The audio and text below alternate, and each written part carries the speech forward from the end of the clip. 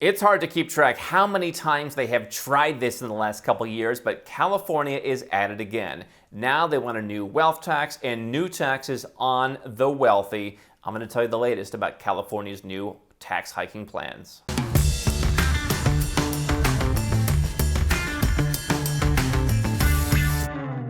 Hi, I'm Andrew Henderson. This is Nomad Capitalist, where we help 7- and 8-figure entrepreneurs and investors legally go where you're treated best.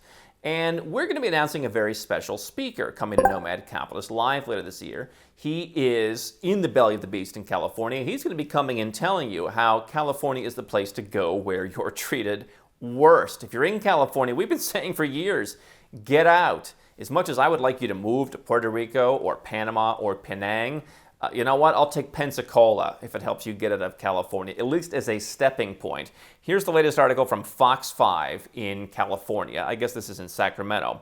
And it says, here's the headline. California lawmakers reintroduce tax on states' extreme wealth. We've been telling you about this to where I almost feel like a broken record at this point. California politicians keep proposing wealth tax after wealth tax after wealth tax, after new income tax, after any kind of tax. Here's the article. A group of California lawmakers is making another push, yet another push for a tax on the state's extreme wealth, a move they say could bring billions of state revenue. As we always say, lots of things bring revenue. Jewelry heists, bump and runs, all kinds of stuff. Doesn't mean they're good ideas. But hey, the ends justify the means if you're a California politician. Assembly member Alex Lee, Democrat from San Jose, has reintroduced the tax on extreme wealth in California, a tax that would apply to only 15,000 households. A point which, by the way, will be trotted out in all the campaign speeches. Not only they're going to brag about how we're going to raise taxes on the top 15,000, because the average person, the average voter in California doesn't understand how those 15,000 people spend a boatload of money that keep people employed. They create a lot of jobs themselves. If those 15,000 people all left, the net effect for California would be pretty bad. But the politicians are going to brag about it, and the average voter is going to say, well, hey, it's only 15,000 people out of, 38 million people? How 38 million people still live in California? I don't know. Guys, there are beaches. They have beaches in other places, like the whole coast of the U.S., like the other coast, Mexico. A lot of beaches in the world. Check out our Nomad Beach Index. We rank the best beaches in the world by taxes, by safety, by services. California ain't on the list. 15,000 people will be affected by this, 15,000 households. The proposal would apply a 1% tax on those with a net worth of at least $50 million and a 1.5% tax on those with more than $1 billion. You can count those numbers will be coming down in the future. Now, let's just stop, because we always talk about, okay, $50 million, that's a lot of money. Yes, that number will come down. Some countries like the UK, when they floated a wealth tax, some of their politicians floated this, they just went right for it. They just got right to the end point, which was £500,000. $650,000, $700,000. Let's just get let's skip all the foreplay and get right to the end. You get 700 grand, great, we're taking a chunk. But think about it. How many people, number one, have Bitcoin? How many people have businesses? Listen, you could put me in this category. You could value my business. I mean, especially with, the low interest rate environment of recent years and the valuations on some businesses, sure, I guess I apply for this. So I'm going to pay you 1% every year, not only in all the assets that I have invested, some of which I have invested conservatively, some of which I have money I'm just keeping my powder dry on. I'm going to pay you 1% on that, but I'm also going to pay you 1% on a business which, until I sell it, isn't worth anything. But no doubt the politicians want to say, oh, well, your business made X $1 million the last year, and so 7X multiple on that, and hey, your business is worth $80 million, and suddenly you've got a tax bill. They want to include art. They want to include all kinds of stuff. I mean, they literally say we're going to throw it all in there. This is what the California proposal has said. And so if you think $50 million is that much money, you could, if you're an entrepreneur or you're an investor, you could get there pretty easily if you're not there now. And then it's 1% every year, including in assets that earn zero or that aren't liquid. According to an analysis by professors at UC Berkeley and UC Davis, the tax is projected to generate more than $22 billion a year in state revenue. Well, bully for them. It's $22 billion more they can waste with extreme inefficiency and total disregard for how they got it. The bill, which would go into effect in 2023 for billionaires and in 2025 for eligible millionaires, well, okay, you got a reprieve, would get to the voters for approval in 2022 if it passes the legislature. Don't you like the idea that in a state of 38 million, I think it's 38 million people, those 38 million people, not all of them adults obviously, get to vote on what you, one of the 15,000 people who, unless you're the Getty family, has probably worked your tuchus to the bone, has probably taken great risks in life. They get to vote on what you have to pay. And by the way, if they don't have a business, do you think they understand that the value of your business is illiquid? Do you think they understand the value of that crypto that you have, locked up for some time, or those stock, or whatever it is? You think that they understand what that's about? No, they're coming with pitchforks, and you need to pay. Now, how many Salvadorians, people from El Salvador, how many live in California? It's been a good number. And yet, El Salvador is a country where the president's saying, let's have tax reform, let's reduce tax rates, let's make crypto tax at zero, let's welcome innovators, let's offer citizenship, let's offer residence. He wants to bring capital, he wants to bring talent. And yet the country where people from, people from his country have long gone, they're being more welcoming than California. I mean, imagine how the world is changing. If this does not show you how the world has changed, something we always talk about, and so many people ignore because they want to hold on to the way things were. They don't want to understand that the world ever changes. We know California is bad, but put that in perspective, that some of the countries where people who are living in California come from, places where you never thought would be on your radar, are now saying, you know what? Come to our country. We'll welcome you with open arms. You could potentially even be a citizen of El Salvador in the near future, give up your U.S. citizenship, live on some of the same coastline with a relatively similar climate in some places, and have a much better tax situation with a not that much worse passport. And imagine how the tables would have turned. I'm not saying that's what you should do, but people should be looking at their options with California because these taxes could eventually come into effect. They keep trying to get them through. Lee's proposal would tax all wealth, whether it's been realized or as income or not. And so they're going after, of course, the guys like Elon Musk, who is now the poster child for people who don't pay, even though he paid more taxes than anyone else in the history of the United States. If you haven't realized the income, well, that's tough. You have unrealized gains in crypto. You have unrealized gains in stock. You have a portfolio. You have a business. That's great. We're going to take our 1%. We are going to wet our beak on everything you got.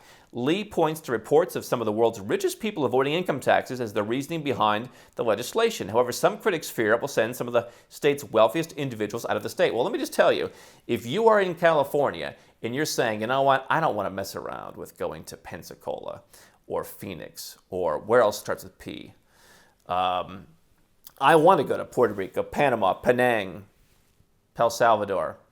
You go to nomadcapitalist.com. We'll be glad to help you out. So in a sense, Mr. Lee and I should be like this.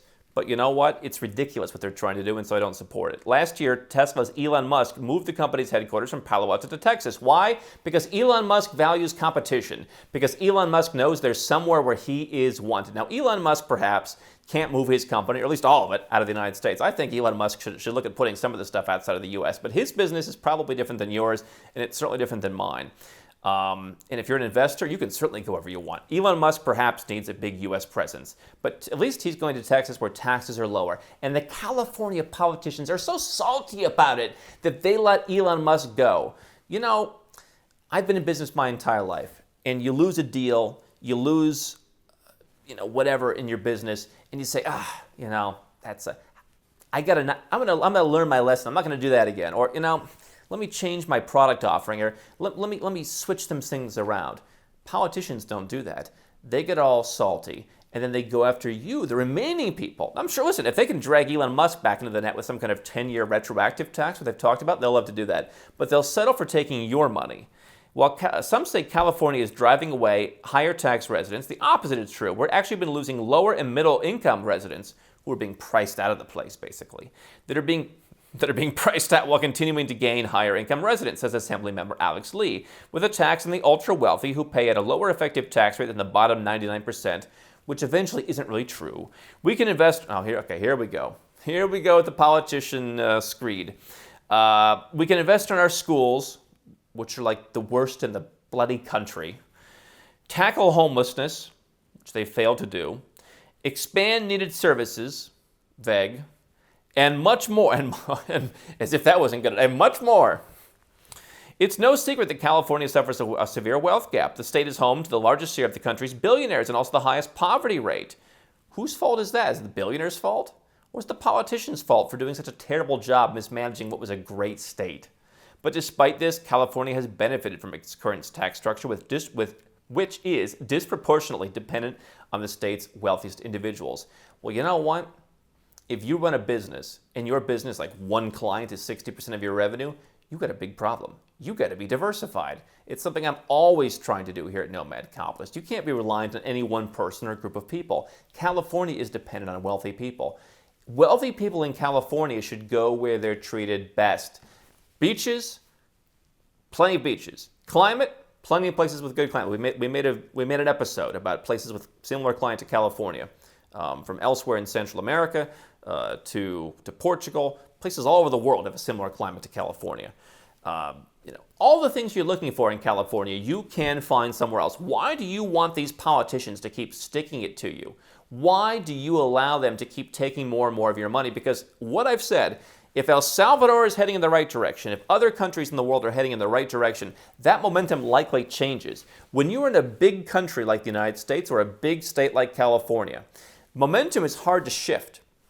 It just keeps picking up steam. You have more and more people who are now basically united against 15,000 households. How are you going to shift that momentum in a political system where everyone is used to getting a bunch of stuff from the government? How do you change that on a dime? How do you tell them, no, you know what, you're not getting the stuff anymore. We want Elon Musk to come back. That's not going to work. So the politicians in the rest of the country, the progressive politicians, will skewer anyone who says that in California, and the voters won't go for it. It is too late. You cannot change this situation. There is nothing to stay and fight for.